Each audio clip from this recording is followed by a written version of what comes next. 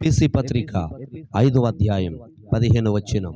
దినములు చెడ్డవి కనుక సమయమును పానీయక సద్వినియోగం చేసుకుంటూ అజ్ఞానుల వలె కాక జ్ఞానుల వలె నడుచుకోండి. ఈ రోజున చాలామంది వారి జీవితంలో సమయాన్ని ఎంత వృధా చేస్తున్నారయ్యా అంటే నిజంగా ఆశ్చర్యం కలుగుతుంది.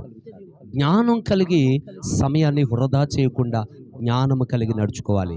అపవాదట ప్రకటన గ్రంథము 12వ అధ్యాయం 12వ వచనంలో, అపవాది అయిన సాతానుడు సమయము కొద్దిగా ఉన్నది అనుకుని ఆలోచన చేసి వాడు మహా క్రోధముతో, చూడండి ఈ రోజున జ్ఞానం కలిగి ఉన్నావా, అజ్ఞానంగా ప్రవర్తిస్తున్నారా?